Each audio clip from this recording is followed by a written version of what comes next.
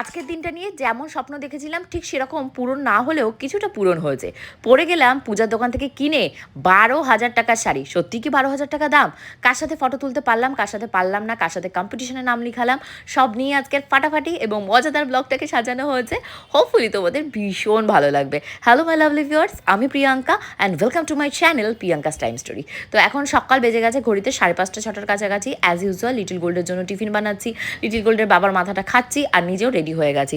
Ready হয়ে এখন যাবো লিটল গোল্ডের স্কুলে।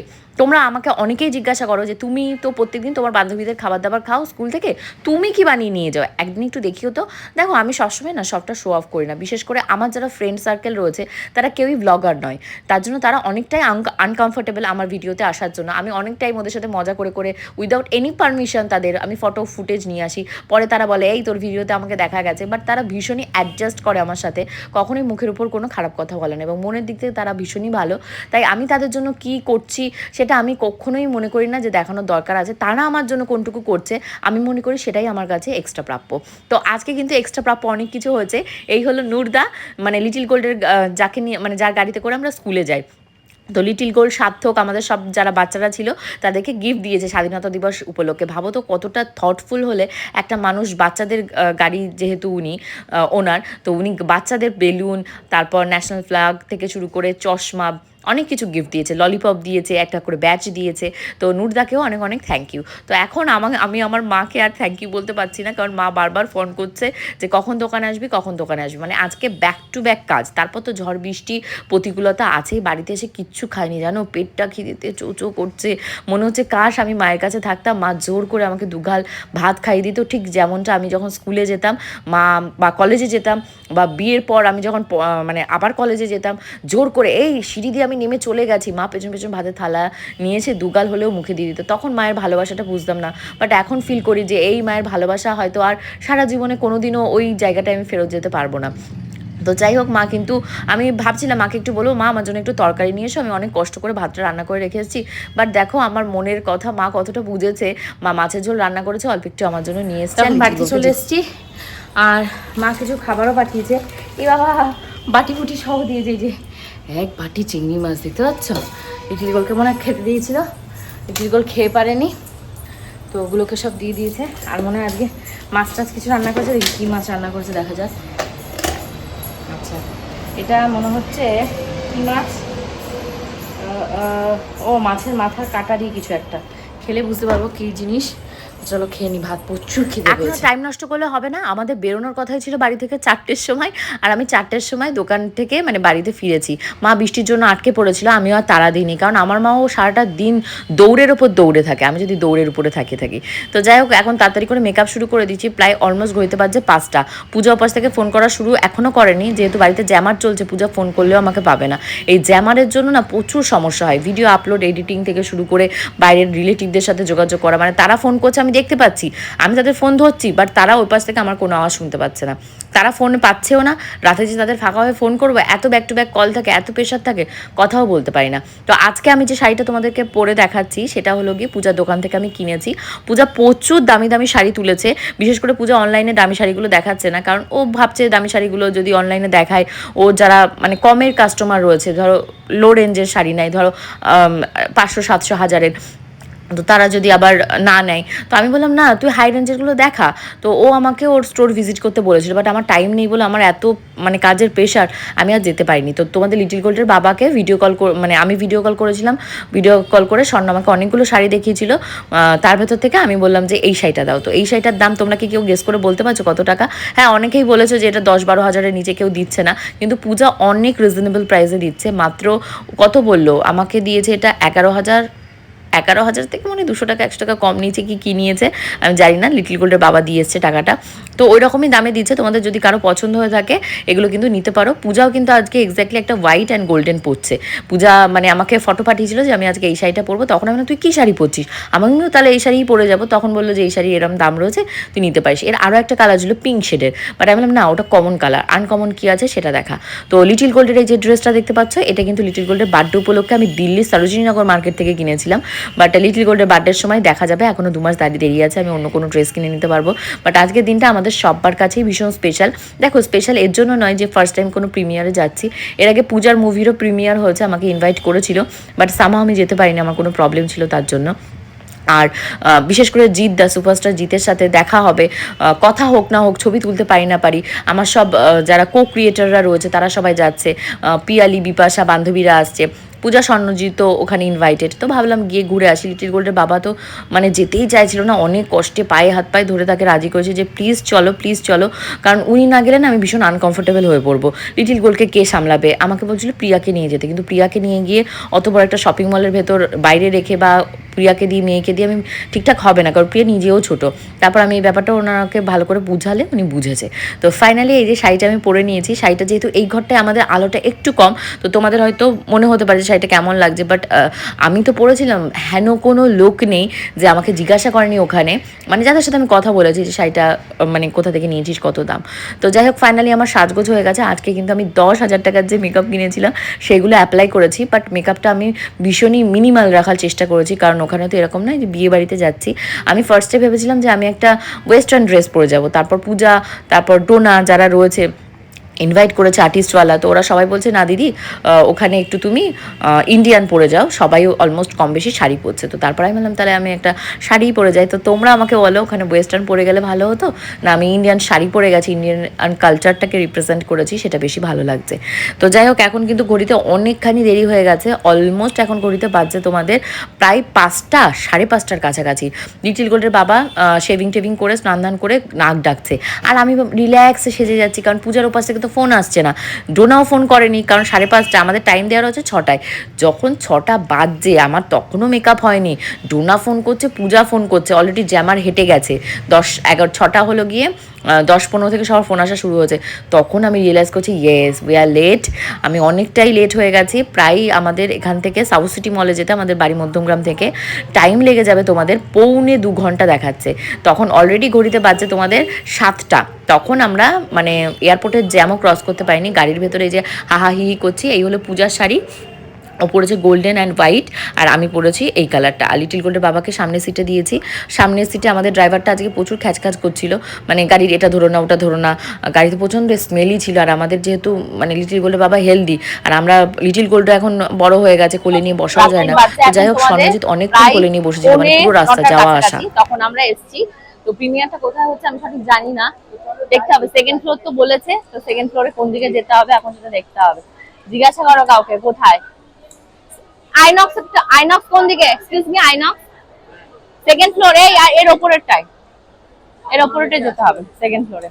আমরা যখন ঢুকেছি তখন অলরেডি বাজছে তোমাদের 8:45-9টার কাছাকাছি। আইনক্সে আমি কোনোদিনও যাইনি, সাউথ সিটি মলে গেছি, শপার স্টপ থেকে শপিং টপিং করে আমরা চলে এসেছি। বাট এই ফার্স্ট টাইম আমি ওপরে সেকেন্ড ফ্লোর না থার্ড ফ্লোরে কোথায় ছিল আইনক্সটা, তো সেখানে গেলাম। আর যেহেতু আমাদের পাস ছিল, আমি তাড়াতাড়ি করে ডোনাকে আর্টিস্টওয়ালাকে ফোন করেছি, তো আর্টিস্টওয়ালা আমাদের পাস নিয়ে আসছে। তো তখন আমরা বাইরে ছিলাম, তো অলরেডি আমাদের সমস্ত কো ক্রিয়েটার যারা ইনভাইটেড ছিল অলরেডি তারা মুভির প্রিমিয়ারে ধরো 6:30-7টা থেকে স্টার্ট হয়েছে মুভিটা, তো ওরা অলরেডি দেখছে। হাফ টাইম ব্রেকে ওরা সবাই মিমি চক্রবর্তী থেকে শুরু করে কোয়েল মল্লিক থেকে শুরু করে আর যারা যারা স্টার এসেছিল টলিউডের, তো সবার সাথে অলমোস্ট ফটো টটো তুলে ভিডিও করে নিয়েছে।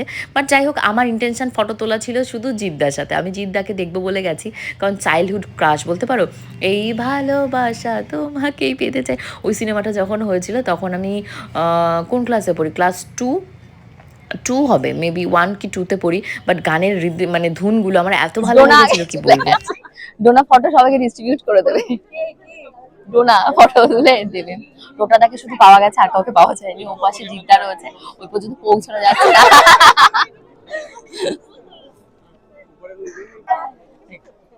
চলে গেল সবাই, ফ্লিপ করাটাই কাজ, আর কিচ্ছু না, ফ্লিপ করছি, যাওয়াই যাবে। জিদ্দার সাথে পারি, মোহনাদির সাথে একটা ফটো হয়েছে অ্যাটলিস্ট আমার ভীষণ happy। হ্যাঁ আসছি দাঁড়া।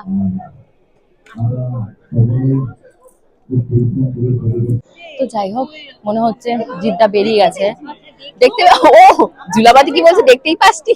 জুলাবাতি দেখতেও পাইনি যে আমার সব নিচে দেখেছো দেখতে পেয়েছি কোয়েল দিকে আগে তো দেখে ছবি তুলতে পারোনি ইয়ে কোথায় বিপাশা তো তুলতে পেরেছে দাঁড়া দাঁড়া দাঁড়া ভালো লাগে না পূজারে একটা ব্যবস্থা কর না ফটো তোলার ডাক দিয়ে পেছন থেকে দাঁড়ি দাঁড়ায় চিল্লামে গেছি ওরা একটা ফটো দিতেই হবে একটা ফটো দিতেই হবে নাহলে আমরা বাড়ি যাবো না। যাই হোক স্বপ্নের হিরোর সাথে হয়তো ফটো তুলতে পারিনি, বাট তার ফটো তুলে ভিডিও বানিয়ে নিয়ে এসেছি। আর আমার হিরো তো আমার পাশেই রয়েছে, লিটিল গোল্ডের বাবার কাছে আর স্বর্ণজিতের কাছে লিটিল গোল্ডকে রেখে আমি আর পূজা ভেতরে গেছিলাম, যেহেতু অলরেডি মুভি লাস্ট পজিশনে আমরা 10 মিনিট মুভিটা দেখতে পেরেছি। তো ওই ভিড়ের ভেতর ওদের সবাইকে নিয়ে ঢোকা যাবে না, ছোট বাচ্চা, লাইট অফ রয়েছে। তো বাইরে দেখি ওরা আমরা আসার পর ওই কোল্ড ড্রিঙ্কস থেকে শুরু করে কত কিছু খেয়েছে। আর এখানকার খাবার দাবার আমাদের স্টার মল, ভাই স্টার মল অনেক কম দামে সব পাওয়া যায়, পপকর্ন বলো, চিপস বলো, কোল্ড ড্রিঙ্কস বলো, যাই না সব জায়গাতে দাম কম বেশি হেরফের হয়তো 100 টাকা 150 টাকা আছে, মানে টু এক্সপেন্সিভ। একটা জল কিনলাম 65 রুপিস দিয়ে, স্টার মলেও তাই, বাট 65 নয়, ওখানে ধরো 58 50 60 এরকম হতে পারে আমি লাস্ট টাইম যখন কিনেছিলাম।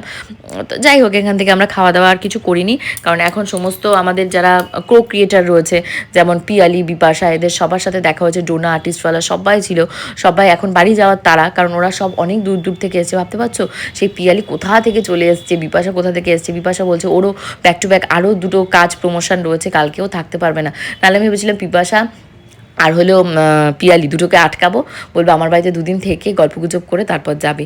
তো এখানে আমি আর পূজা একটু দাঁড়িয়েছিলাম, কারণ এই যে ব্যানার ট্যানারগুলো বানানো হয়েছে, মানে আমাদেরকে তো ডাকা হয়েছে এই মুভিটার প্রিমিয়ারের জন্য, কেউ বলে বিপ্লবী, কেউ বলে ডাকাতের মুভিটার প্রিমিয়ারের জন্য। এবার আসা যাক মুভির ক্ষেত্রে, মুভিটা কিন্তু ভীষণই ভালো হয়েছে। আমি ধরো 20 মিনিট কি 15 মিনিট হার্ডলি মুভিটা দেখেছি, লাস্টের পজিশন এত ভালো অ্যাক্টিং নিয়ে তো কিছু বলার নেই, আমি কেই বা হনু বলতে যাব, বাট ভীষণ ভালো মানে আমার লেগেছে মুভিটা। আমি ফার্স্ট থেকে যেহেতু দেখতে পারিনি, আমি ভেবেছি আমাদের কাছাকাছি যে শপিং মলটা রয়েছে স্টার মলে গিয়ে এই মুভি দেখবো। এই মুভিটা রিলিজ হয়ে গেল আজকে 14 আগস্ট, যেহেতু 15 আগস্ট রয়েছে, আমিও সবাইকে রিকোয়েস্ট করবো আজকে যদি কেউ ফাঁকা থাকো বা কাল পরশু যদি কেউ ফাঁকা থাকো, স্যাটারডে সানডে, তো অবশ্যই কিন্তু গিয়ে তোমরা এই মুভিটা একবার হলেও দেখো। বিশেষ করে আমাদের জিদ্দা যেহেতু রয়েছে, তো পূজা, আমি সেটাই বলছিলাম, পূজাও তাই বলছিল। আর এখানে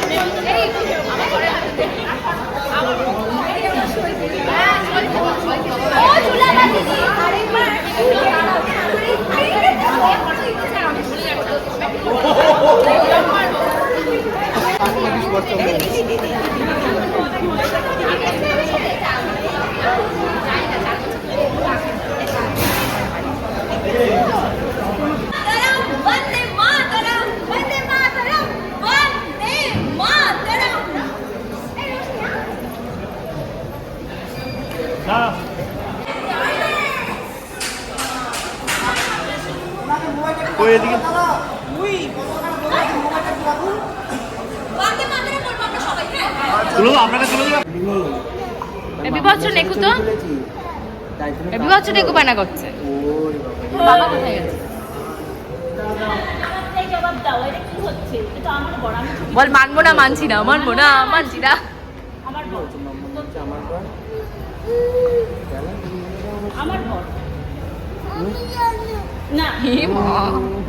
ওখানে আমার রাতে ডিনার করার কথা বলছিল, বাট আমাদের যেহেতু বমির সমস্যা, আমার পূজার মেয়ের, আর আমাদের যেহেতু একটা গাড়িতে যেতে আসতে হবে, লিটিল গোল্ডে বাবা বলছিল বড় গাড়ি আনলে ভালো হতো। আমি বললাম না, কার পার্কিংয়ে একটা ভীষণ সমস্যা থাকে এই শপিং মলগুলোতে। তো তারপর আমরা ওখানটা থেকে আমাদের কাছাকাছি এসেই একটা মানে খাওয়ার জায়গাতে গেছিলাম। কে কে চিনতে পারছো তারা অবশ্যই কমেন্ট করে আমাকে জানিও। যেহেতু প্রমোশনে আমরা এখানে আসিনি, তাই নামটা আমরা মেনশন করছি না। তো এখানে এসে আমরা ফার্স্টে অর্ডার দিয়ে দিয়েছিলাম চিকেন তান্দুরি, যেটা খেতে লিটিল গোল্ডের বাবা আমরা কম বেশি সবাই পছন্দ করি। তার সাথে ম্যাঙ্গো মিল্কশেক উইথ ফ্রুটস, ওগুলো ভীষণ ভালো ছিল।